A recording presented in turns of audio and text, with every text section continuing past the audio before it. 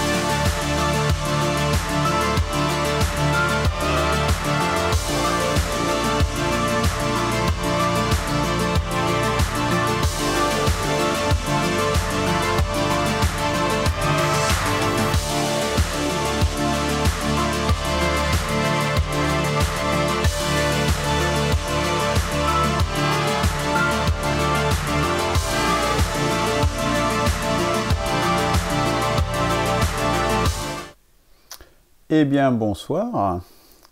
Bienvenue dans ce nouveau numéro des Mercredis de l'Espoir. Donc ce soir, consacré à un des derniers épisodes, hein. C'est pas tout à fait le dernier, mais on arrive au terme quand même de cette série. Donc 12e épisode consacré à une comparaison entre la Ve République et la Sixième République. Et la Sixième République proposée par une perspective, la Sixième République. Donc, quels sont les changements introduits par la Sixième République? On va voir qu'il y en a quand même un certain nombre. Alors, avant cela, nous allons introduire un nouveau chapitre dans ces Mercredis de l'Espoir, puisque ceux qui suivent également les chroniques des Barbaries ont remarqué qu'il y a toujours une citation au début de Gaston Courtois ou des gens auxquels il fait référence. Eh bien, nous allons maintenant, pour les Mercredis de l'Espoir, introduire également des citations, alors, qui sont en droite ligne, je dirais, avec le manifeste spirituel, et donc la dimension spirituelle de ce qui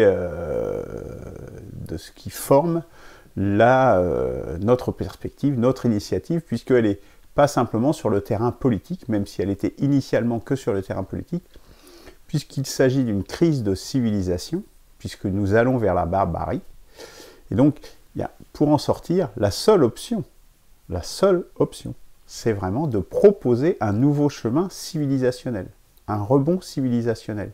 Alors ça peut sembler effectivement extrêmement ambitieux, ça l'est, sans aucun doute, mais c'est la seule chose qui marchera de toute façon, puisque sinon, eh bien, nous sombrerons, la France se diluera, disparaîtra en tant que telle, et la France, et pas que la France, hein, c'est la civilisation, voire même au-delà, puisqu'il y en a qui parlent même d'un effondrement global. Donc on est dans cette situation.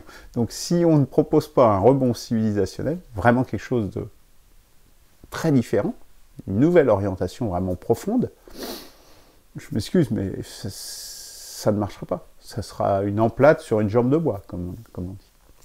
Donc, La dimension spirituelle, c'est ce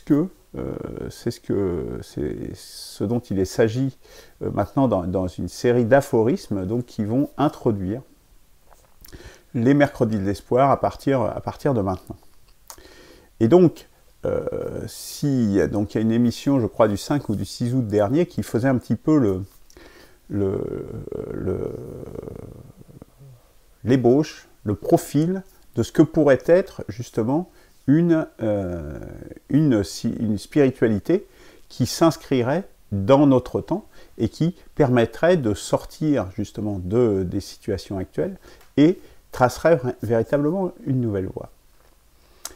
Donc les recherches que je fais dans le cadre justement, dans la suite de ce mercredi de l'espoir, hein, pour lequel j'ai beaucoup travaillé, justement, c'était un mercredi assez important, eh bien, je travaille sur ce manifeste et je pense que j'avance bien. Il sortira prochainement, enfin, il sera en relecture. Et tous les gens, justement, qui connaissent le taoïsme, puisque, effectivement, Lao Tzu est un des penseurs, dirons-nous, de ce courant philosophique, eh bien, je les invite également à se manifester s'ils souhaitent relire ce manifeste avant qu'il sorte. Donc, effectivement, il va être question d'aphorismes autour de ce qu'on appelle le Tao et le taoïsme, même si nous verrons, et c'est justement une des particularités quand même de cette spiritualité, c'est qu'il y a une profonde mise à jour, mais les racines, et nous allons le voir ici, et je vous renvoie à l'émission du mois d'août pour ceux qui pourraient en douter, les racines, au fond, vont être assez proches, très très proches, même extrêmement proches. Après, c'est les développements qui sont un petit peu différents, hein, nous allons voir, puisqu'il faut bien dissocier dans le taoïsme, si on peut l'appeler comme ça pour résumer, parce que il y a une partie philosophique et une partie religieuse, avec différentes religions d'ailleurs, qui ont surgi au cours des temps, différentes variantes. Là, on va être vraiment sur la dimension philosophique, mais quand même qui introduit une spiritualité, puisque ça a donné des religions derrière. Donc, voilà. Donc on va commencer déjà par définir un petit peu, aujourd'hui, ce qu'on appelle le Tao. Qu'est-ce que c'est que le Tao? Et nous allons le voir au travers de deux extraits de l'œuvre écrite de Lao Tzu, le Tao Te Ching. Et donc l'extrait déjà du verset 52, qui va déjà donner une définition, entre guillemets, de ce que c'est que le Tao. Au début était le Tao. Toutes choses en jaillissent, toutes choses y retournent.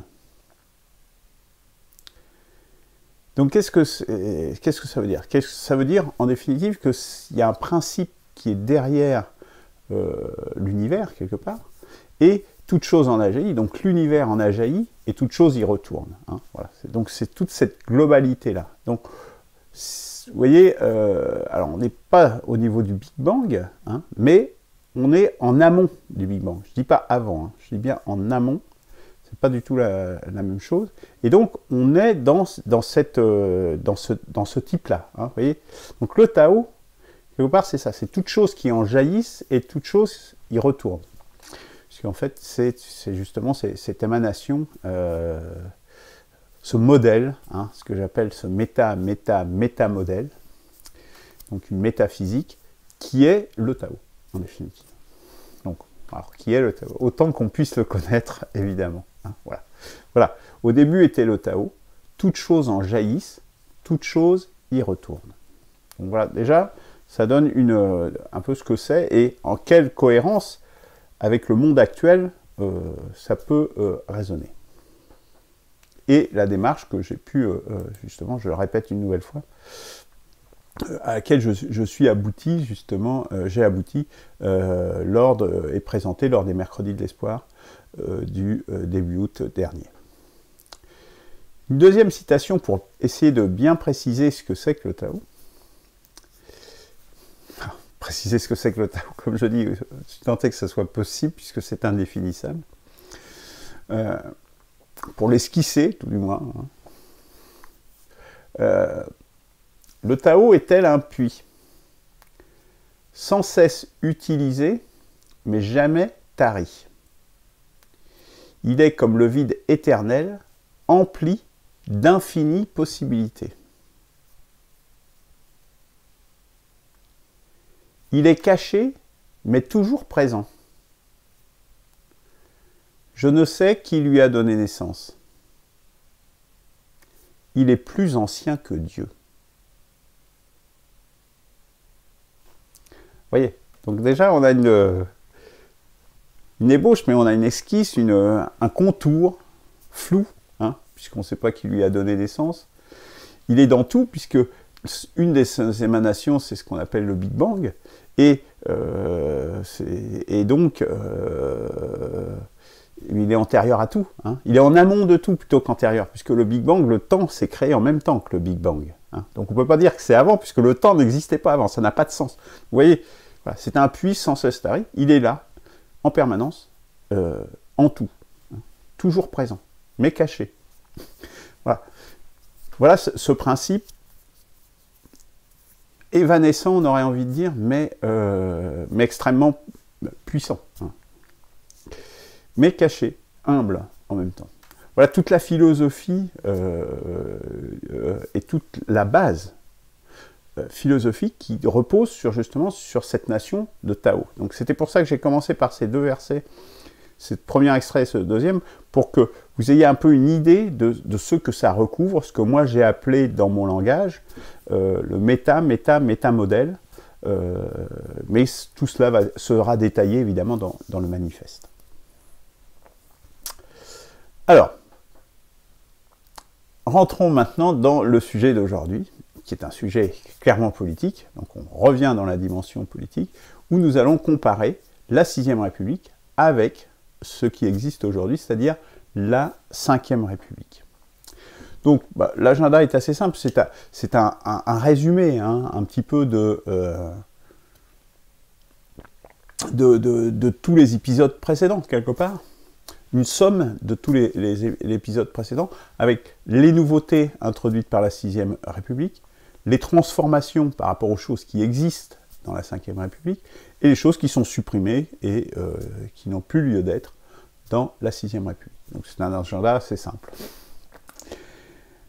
Alors, les nouveautés tout d'abord.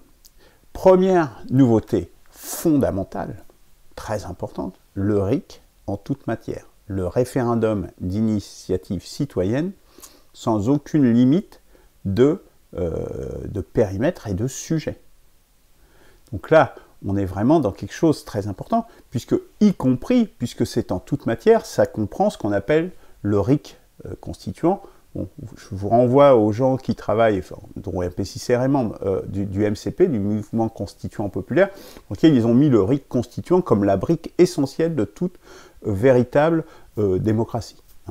Donc, le RIC en toute matière, c'est notamment le RIC qui permet de changer la Constitution. Donc ça, c'est fondamental. Donc ça, c'est vraiment la nouveauté, je dirais, la plus importante, puisque c'est l'instrument, en définitive, qui va permettre de développer la démocratie, de développer le pouvoir du peuple. Et cette Constitution, du coup, celle que nous proposons aujourd'hui, celle qui est la 6e République, même s'il y en a qui vont dire « elle ne nous plaît pas », etc., il faut bien voir que cette Constitution, c'est un point de départ. C'est un point de départ qui permet, de façon pragmatique, de façon réaliste, réalisable, de mettre en place une nouvelle perspective, justement. Le rebond civilisationnel dont je parlais tout à l'heure. Là, on est au point de départ. On essaye de poser le point de départ de ce rebond civilisationnel, ici, dans le domaine politique. Alors, qu'est-ce que ça veut dire? Ça veut dire que derrière, on enclenche une spirale vertueuse, et au fur et à mesure, on améliorera. Donc, s'il y a des choses qui ne vous plaisent pas dans la 6e République telle qu'elle est aujourd'hui, je dirais, mais ça n'a strictement aucune importance, puisque c'est un point de départ, qu'on démarre un cycle. Et même si vous dites, ah, mais moi, j'aime pas qu'il y ait un candidat qui soit présenté à l'élection présidentielle. Bon, pourquoi pas? Vous pouvez dire, ah, j'aime pas le mot République. Bon, pourquoi pas? Est-ce que c'est vraiment important? puisqu'on enclenche un processus vertueux. On ne va pas arriver à mettre tout bien du premier coup. Ça, c'est les choses qui arrivent tout bien du premier coup, ça c'est dans les rêves, ça n'existe pas. Justement, en mettant en route cette spirale vertueuse, voilà ce que propose une perspective de la 6e République. Eh bien, c'est ce chemin que je vous invite à suivre ensemble. Et en addition par rapport à ça, il y a également, donc ça c'est le référendum d'initiative citoyenne, donc déclenché par une pétition d'un certain nombre de gens. Moi j'envisage 2% du nombre d'inscrits, ce qui est beaucoup moins qu'aujourd'hui. Hein. Aujourd'hui, le référendum d'initiative partagée, il faut que ça soit déjà fait par les parlementaires. Et en plus, il faut que ce soit fait avec 5% du corps électoral, c'est-à-dire c'est 4,5 millions, c'est impossible. Donc là, 2%, au l'échelle de la France, ça fait plutôt à peu près 1 million, un peu moins d'1 million, je crois. Donc voilà, il ne faut pas non plus que on puisse déclencher un référendum sur tout et n'importe quoi en permanence. Sauf qu'il y a des gens qui peuvent avoir de bonnes idées, et c'est pour ça qu'il y a concurremment au référendum d'initiative citoyenne, le référendum d'initiative individuelle. Parce que citoyen, c'est membre de la cité, donc c'est collectif, donc c'est une démarche collective, que citoyenne, c'est une démarche individuelle. Une personne a une bonne idée, peut-être, mais elle n'a pas les moyens de réunir tant de signatures. Donc, eh bien, il y aura des processus pour permettre de soumettre des questions qui peuvent être tout à fait intéressantes. Voilà donc ces deux choses qui sont, en fait, la capacité donnée au peuple de pouvoir décider lorsqu'il le juge nécessaire. Voilà la vraie démocratie possible, réaliste. On parle beaucoup de démocratie participative, de démocratie directe, etc. Je vous invite notamment à voir, il y a une petite vidéo qui a été postée aujourd'hui sur le groupe Facebook d'une perspective de la 6e République, d'une femme qui explique justement que ce n'est pas possible. Enfin, je l'ai déjà expliqué aussi, mais la démocratie directe, ce n'est malheureusement pas possible. Voilà, si c'était possible, si c'était peut-être possible à l'époque des Grecs, et encore, parce qu'on excluait les femmes, parce qu'on excluait les esclaves, etc. Bon, hein, c'était une démocratie directe un petit peu tronquée quand même. Hein. Mais à 60 millions, c'est juste, enfin, c'est pas possible. Hein. On voit bien comment c'est difficile de se mettre d'accord aujourd'hui. On est obligé de passer par de la représentation, c'est un mal nécessaire. Mais cette capacité donnée au peuple, ça donne quand il en a vraiment envie, et qu'il y a une motivation derrière. Si vous avez réussi à mobiliser des gens pour signer une pétition à un certain nombre de plusieurs dizaines de milliers, bon, c'est significatif, et donc du coup, si le peuple juge nécessaire, il a les moyens d'intervenir, puisque c'est en toute matière, donc y compris constituant, qui est la chose la plus importante, mais y compris pour révoquer quelqu'un qui ne ferait pas son travail. Hein. On pense immédiatement au président de la République dans le contexte actuel, par exemple. Hein. Parce que là, aujourd'hui, c'est prévu dans l'article 68 de la Constitution, mais sauf qu'il faut que ça soit la majorité qui dépend de lui qui vote ça, donc ça n'arrivera jamais. C'est-à-dire que c'est une fausse possibilité. Or que là, on introduit une vraie possibilité, et ça, c'est le pouvoir du peuple. Hein. Donc voilà cette nouveauté qui est, je dirais, fondamentale, très importante, introduite dans la 6e République. Ce qu'il faut retenir, c'est que c'est un point de départ. C'est ça la chose importante, et qu'on enclenche quelque chose. Les choses où on arrive à tout faire, tout bien, tout de suite, ça n'existe pas. Jamais. Nulle part. Ça n'a jamais existé. Et tant que les hommes seront ce qu'ils sont, ils sont imparfaits, et puis les choses évoluent de toute façon. Donc la société change. Donc voilà, ce qui est important, c'est justement d'enclencher un processus. Alors, autre nouveauté importante, c'est la séparation des pouvoirs, puisque aujourd'hui, dans la 5e République, les pouvoirs sont tous concentrés, non seulement dans le président de la République, mais tout l'exécutif, en fait, le pouvoir judiciaire en particulier, est en dépendance complète du pouvoir exécutif. Et même le pouvoir législatif est en dépendance du pouvoir exécutif, puisque c'est eux qui nomment les députés qui vont pouvoir être élus dans les circonscriptions. Et s'ils ne sont pas bien obéissants, ils ne seront pas reconduits la prochaine fois. Donc voilà, donc tout est verrouillé par la tête. Alors, donc séparation des pouvoirs, donc exécutif, le gouvernement, bon, ça c'est clair. Le législatif, l'Assemblée nationale, ça c'est ce qui est en théorie ce qui se passe aujourd'hui, hein, enfin par le Parlement, mais on verra que le Parlement est profondément transformé dans la 6e République et que le législatif, le pouvoir législatif, ne revient in fine qu'à l'Assemblée nationale. Le pouvoir judiciaire, qui du coup, là, échappe complètement à l'exécutif, puisqu'il y a un pouvoir de contrôle, hein, et qui est dédié à une nouvelle chambre, justement, dont on va reparler, qui est la chambre constitutionnelle. Une autre nouveauté, c'est le pouvoir productif. On voit bien que c'est très important de savoir ce que l'on produit et ce qu'on est capable de faire dans un pays, puisque c'est quand même ça qui nous fait vivre, au final. Hein. Et donc là, on a une nouvelle chambre également, qui est dédiée à cette force, à cet aspect. Et c'est là que s'exercent les forces économiques, qui sont celles, en fait, qui sous-tendent bien des décisions derrière. Donc on les intègre dans la Constitution au travers de cette chambre des forces productives.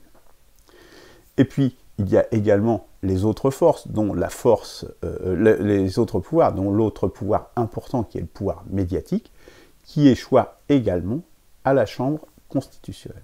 Nous verrons, on a déjà parlé par ailleurs, mais c'est important de bien séparer tous ces pouvoirs et qu'ils soient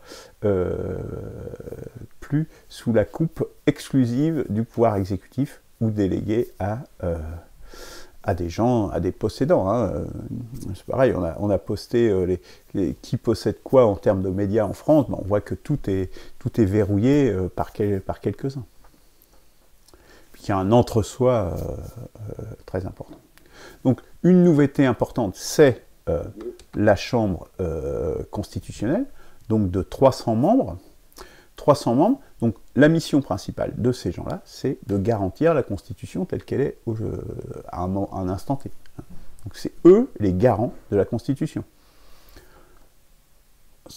Et donc ce sont des personnes qui sont des représentants du peuple, et nous allons voir comment ils vont être faits. Et autre mission qu'ils ont, contrôler l'exécutif justement dans ce but pour pas qu'il fasse des choses qui violent la Constitution. C'est très important que justement, si on met un exécutif donc avec des pouvoirs très importants, et qu'après il peut faire ce qu'il veut et qu'il viole la Constitution, ça ne va pas. Donc il faut que cette chambre des forces productives existe et contrôle l'exécutif et tout ce qui se passe. Donc, elle est composée de deux types de représentants, 50% de citoyens tirés au sort, et 50% élus à la proportionnelle.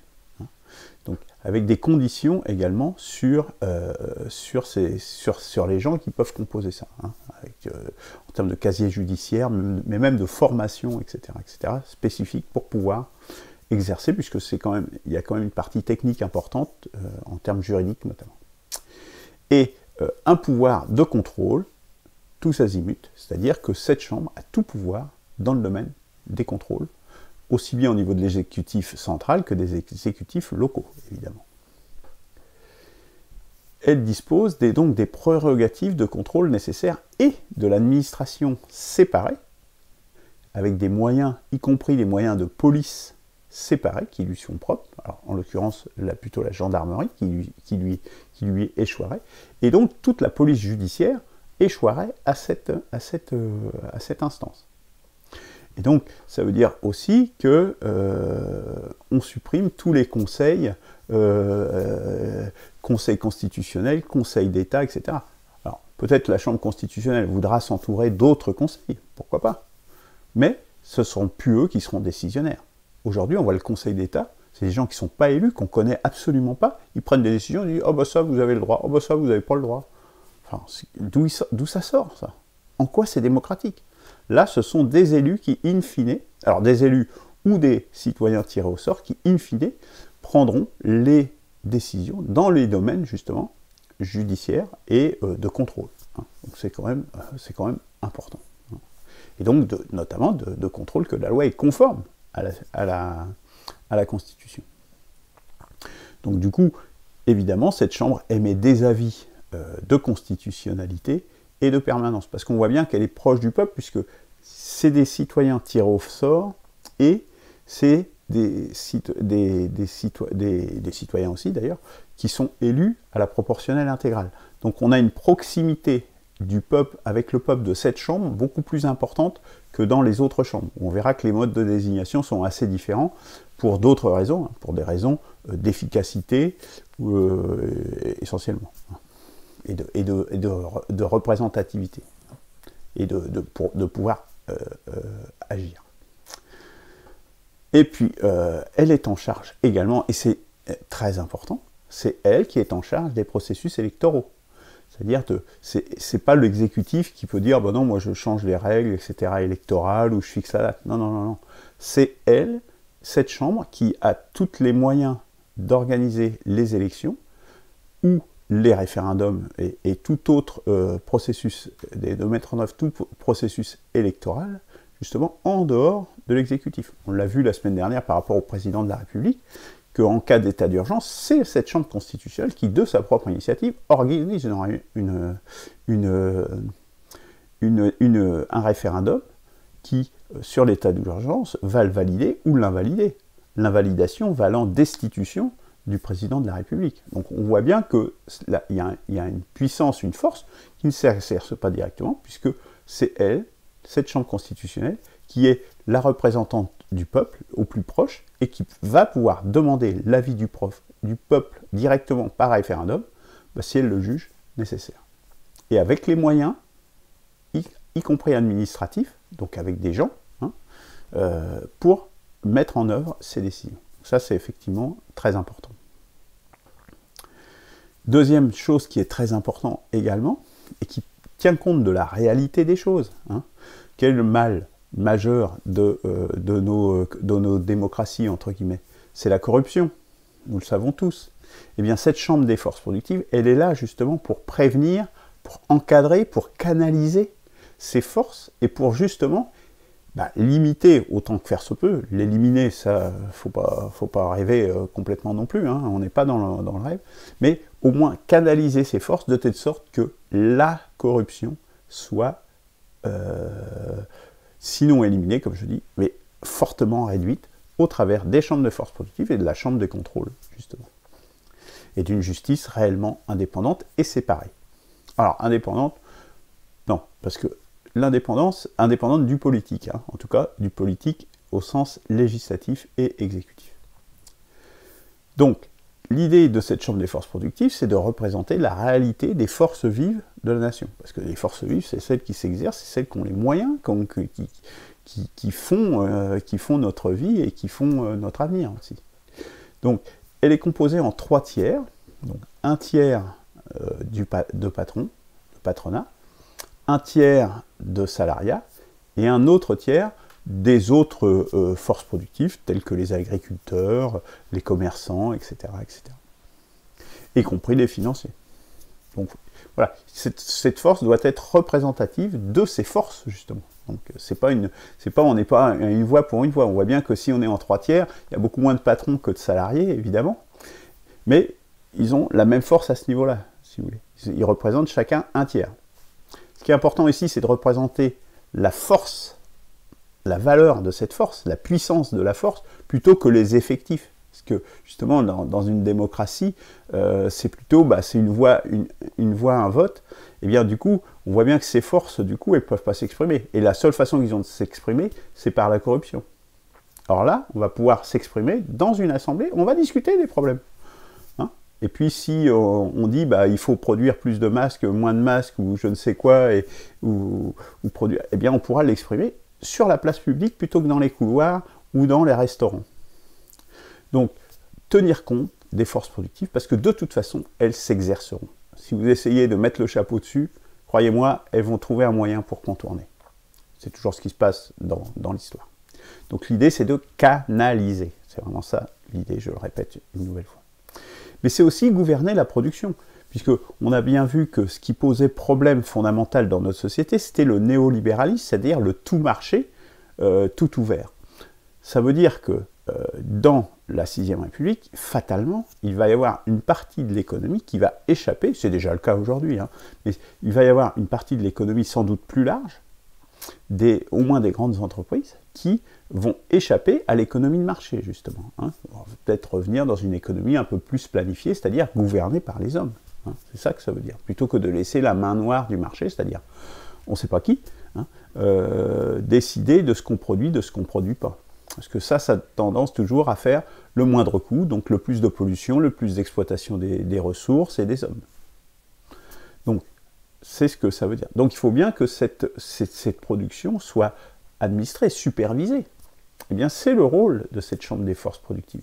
Parce qu'on le sait bien, l'État n'est pas très doué pour gérer les entreprises. Eh bien là, ce sont des gens du secteur économique, justement, qui vont être en charge de superviser ces grandes entreprises autant que possible, justement, dans le bien commun.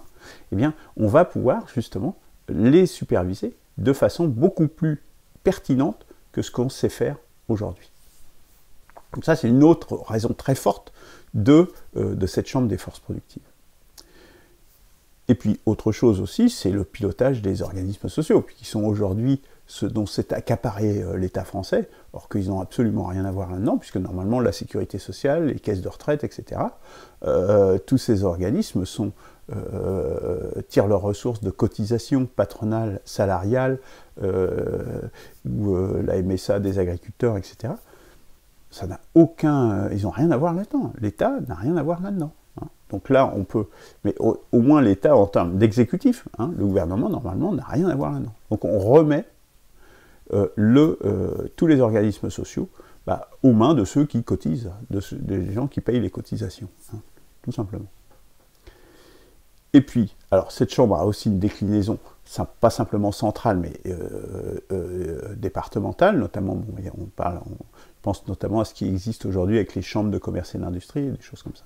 Donc avec une intégration de tout ça, et avec une capacité de proposer des lois, mais pas de les voter.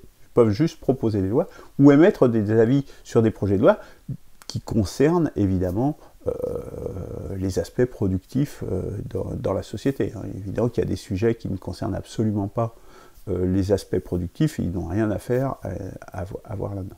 Donc voilà une autre nouveauté importante. L'idée importante aussi de ça, c'est d'arriver à avoir des politiques où on va vers le consensus, où plutôt que d'être tout le temps dans l'affrontement, comme on l'est dans notre pays depuis des années et des années, eh bien, d'amener aussi les acteurs économiques eh bien, à parler et à trouver des solutions ensemble, plutôt que d'essayer de sans arrêt de passer en force avec des contre-manifestations, des affrontements, des trucs terribles.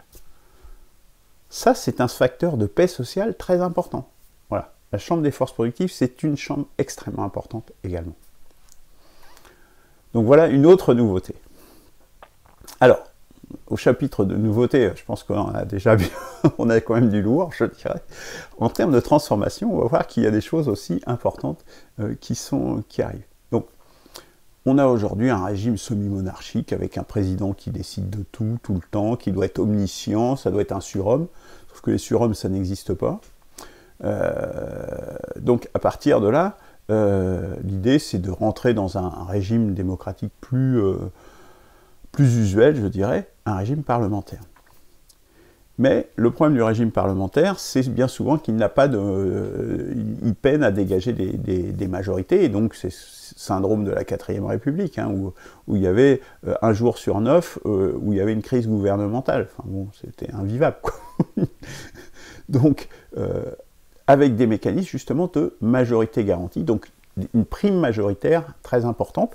C'est aussi pourquoi il est important d'avoir une chambre constitutionnelle à la proportionnelle intégrale, justement, pour représenter le peuple et représenter dans toute sa diversité, ce qui n'est pas le cas aujourd'hui, malgré que ça ne soit pas un système parlementaire à effet majoritaire extrêmement fort. Là, l'effet majoritaire est important. Mais je vous renvoie à l'émission qui parle de ça, hein, pour l'expliquer. Avec donc du coup le Premier ministre qui est le chef du gouvernement et c'est lui qui mène la politique. Point.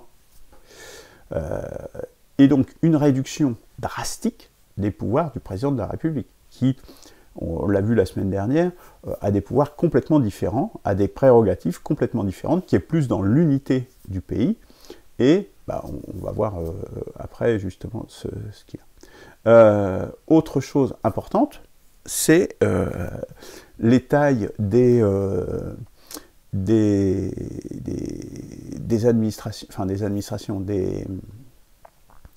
le découpage administratif qui est beaucoup trop grand. Vous avez des villes d'1 million d'habitants, des choses comme ça.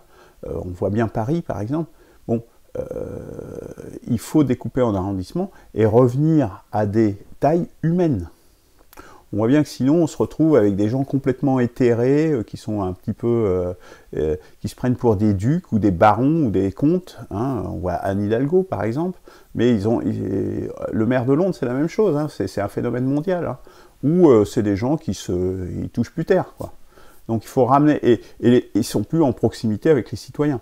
Donc découpage en arrondissement de toutes les villes de plus de 300 000 habitants, et avec que des maires, justement, d'arrondissement.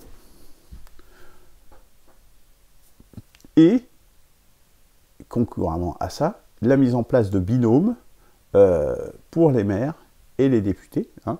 Pour chaque député qui est maintenant, il n'y a plus de circonscription, c'est au niveau du département, nous allons le voir.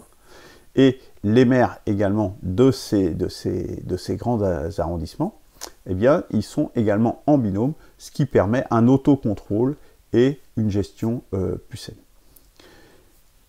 Dernier cas, une diminution des conditions pour être candidat, je pense notamment à l'élection présidentielle, sauf évidemment pour la Chambre constitutionnelle, où il y a des règles assez importantes, justement, de probité et de motivation et de capacité dans cette chambre, puisqu'on a des aspects judiciaires qui sont importants. Et comme c'est la chambre de contrôle, il est évidemment très important que dans la chambre de contrôle, les gens ils soient honnêtes.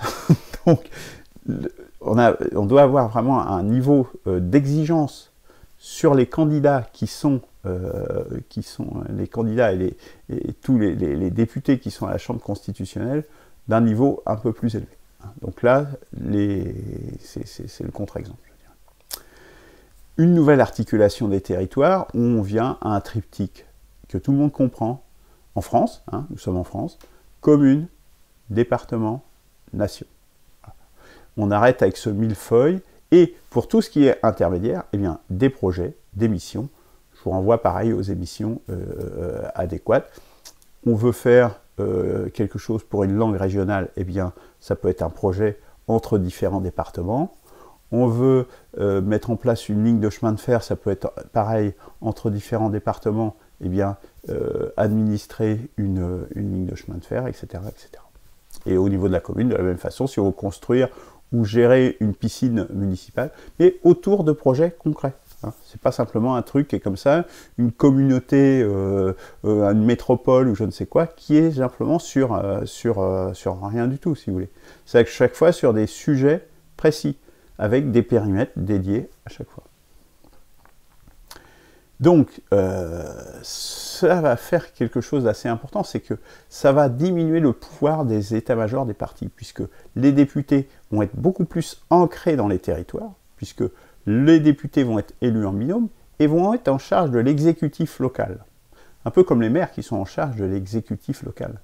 Et on voit bien que les maires qui sont en charge des exécutifs locaux, eh bien, les partis centraux, ils ont beaucoup plus de difficultés à les bouger comme des pions, puisqu'ils ont un ancrage local, et donc si les électeurs ils votent pour lui parce que c'est un bon maire, eh bien, il sera reconduit. Eh bien, le député, il y aura la même chose. Donc ça va permettre justement de découper tous ces états-majors de la tête, où actuellement on voit bien que notre poisson France pourrit par la tête, hein, avec une décadence complète de la tête, qu'il est temps de remettre en ordre, donc, et avec un bon sens justement qui est bien plus ancré dans les territoires et dont il est plus facile de juger puisque c'est justement de plus grande proximité. Donc une augmentation des pouvoirs locaux. Ça c'est très important. Donc des députés ancrés dans des territoires, je viens de le dire, et une refonte du conseil départemental du coup, où est-ce que eh bien, ce sont les maires et les conseils municipaux, des conseillers municipaux qui sont représentés directement au conseil municipal, pas la peine de créer différentes organisations comme les circonscriptions ou les cantons. Non, non, les communes sont représentées directement au conseil départemental par un conseiller qui en est le représentant, et le député, un des deux députés, hein, après ils s'organisent comme ils veulent, le binôme, est également en charge de l'exécutif du conseil départemental. Donc c'est beaucoup plus simple et beaucoup plus efficace. Et puis voilà, la notion de binôme, que ce soit maire ou député à partir d'un certain niveau, évidemment, hein, si avec que 100 habitants dans la commune, on ne va pas mettre en place un binôme, ça n'a pas de sens. Mais à partir d'un certain seuil, eh bien, le binôme permet un autocontrôle et de prendre de meilleures décisions, puisque quand on travaille à deux, généralement on a plus d'idées à deux qu'à un seul. Après, si on est à 10, etc., là ça pose d'autres problèmes. Parce qu'on n'arrive plus jamais à converger. Donc à deux, on arrive toujours à trouver une solution. Et puis, dernière chose importante, ce sont les arbitrages. Introduction de notions d'arbitrage, justement. Premier arbitrage, et c'est un des rôles essentiels du président de la République qui est reconduit, c'est justement d'être arbitre dans certaines situations. Bon, je vous renvoie à l'émission de la semaine dernière qui l'explique. Et au peuple, qui est l'arbitre suprême, avec des référendums plus fréquents, notamment par le RIC, mais pas uniquement, hein, puisqu'on voit que la Chambre constitutionnelle a aussi la capacité d'organiser et de mettre en œuvre un référendum, si elle le souhaite, si elle le juge nécessaire. Alors, quelles sont maintenant les suppressions? Qu'est-ce qui disparaît dans la 5e République, de la 5e République dans la 6e République? Et la première suppression, et non des moindres, c'est le Sénat, hein, puisque les territoires, ils sont représentés, on voit bien qu'ils sont beaucoup plus souples. Le Sénat était censé représenter les territoires. Donc la façon de les représenter, là, elle est beaucoup plus directe et beaucoup plus souple au travers de l'Assemblée nationale, telle qu'on vient de le voir. Donc le Sénat n'a plus de raison d'être. On a d'autres chambres en plus qui permettent le contrôle, etc. Donc le Sénat en tant que tel n'a plus raison d'être et ça va permettre une plus grande efficacité qu'aujourd'hui. La suppression également de tous ces conseils non élus, conseil constitutionnel en premier lieu, conseil d'État, etc., qui pourront être éventuellement recyclés, mais le conseil économique et social également, on ne sait pas qui c'est là-dedans. La chambre des forces productives, là on va savoir qui c'est, hein, et puis ça va être des gens qui vont être élus par collège, donc on saura qui, et ce sera des vrais acteurs du monde réel. Hein. Donc ça c'est quand même assez intéressant aussi. Donc, tous ces conseils disparaissent, conseil supérieur de l'audiovisuel, etc., etc. Suppression également des groupes parlementaires, parce que les groupes parlementaires, ça veut dire qu'il y a des députés qui ont plus de droits que d'autres députés, vous voyez. Or, ça, c'est un non-sens, et c'est aussi un moyen pour certains partis d'embrigader leurs membres pour pas qu'ils soient libres, en fait, de leur vote. Eh bien, la suppression de la notion de groupe parlementaire est une chose importante, avec tous les députés ayant les mêmes droits. Alors après, ça n'empêche pas qu'ils puissent se réunir entre eux, en partis, mais ils ne peuvent pas se constituer, le groupe n'a pas de droit, n'a pas voix au chapitre au niveau de l'Assemblée nationale, et à partir de ce moment-là, chaque député a le même droit, et pas plus de droits qu'il soit membre d'un groupe ou pas. Ça, c'est une chose assez importante, parce qu'il y a des députés qui sont marginalisés, justement parce qu'ils ne sont pas dans un groupe. C'est d'autant plus important lorsqu'on a, justement, un fonctionnement à majorité forte, à effet majoritaire fort, puisqu'il y a moins de députés pour les petites formations, donc c'est important qu'ils aient voix au chapitre, parce qu'ils représentent une part importante de la population, et ils ont une voix dissonante, justement, par rapport à une vision, souvent, qui est un peu trop unilatérale des membres d'un même parti. Ça donne un autre éclairage. Suppression des régions, hein, ces régions qui n'ont aucun sens et qui coûtent cher. Suppression également des communautés de communes, des circonscriptions, des cantons et des métropoles. Toutes ces choses-là, qui pourront être transformées peut-être en projets, hein, ça ne veut pas dire que tout ce qui était dans leur giron disparaît, mais ce sont sur des sujets précis, sur des missions précises, et pas sur on ne sait pas trop. Voilà.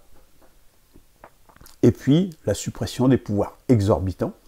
Donc, le 49.3, évidemment, n'a plus aucun sens dans la 6e République. Hein. Je pense que tout le monde a entendu parler de cet article 49.3. Donc, tout ce qui est pouvoir exorbitant, évidemment, doit disparaître. Donc, le 49.3 disparaît. Le président de la République qui a des pouvoirs exorbitants, cela disparaît également. Et les changements constitutionnels qui sont l'exclusivité des représentants. Alors Étienne Jouard, il dit ça souvent, il dit mais c'est pas aux représentants d'écrire les règles de la représentation, c'est au peuple d'écrire les règles de la représentation. C'est quand même élémentaire. Hein. Alors peut-être qu'on peut participer, on peut voir comment on fait, mais enfin c'est quand même ça la base, et le rite constituant c'est un peu l'idée.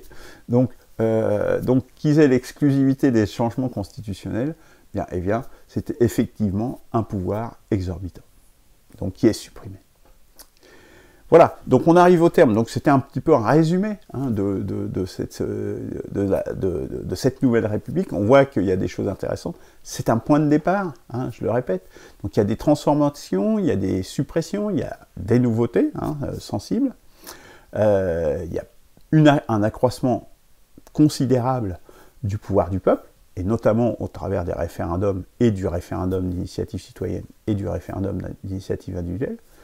Une diminution des pouvoirs des représentants, hein, des pouvoirs exorbitants dont on vient de parler, une augmentation des contrôles, hein, qui sont aujourd'hui inexistants. Hein. Je ne vais pas détailler tous les mécanismes, hein, mais il y a notamment le bilan de fin de mandat qui doit être fait par la Chambre constitutionnelle et fourni 6 mois avant la fin du mandat, de façon objective et transparente aux députés. Ça permet un audit hein, à chaque fois, donc qui va permettre au peuple de juger de ce qui a été fait, de ce qui n'a pas été fait dans la précédente mandature. La prise en compte des forces productives, hein, j'en ai parlé, c'est au travers d'une chambre, une augmentation des pouvoirs locaux et une plus grande souplesse au travers du triptyque commune, département, nation, donc avec une articulation plus claire et plus souple, et plus puissante en même temps. Et puis, bon, voilà, donc, pour finir, je dirais, la série, elle commence à toucher à sa fin, il y aura encore un épisode la semaine prochaine, nous allons le voir, mais qui sera un petit peu différent, puisqu'il va embrayer, en fait, sur la suite.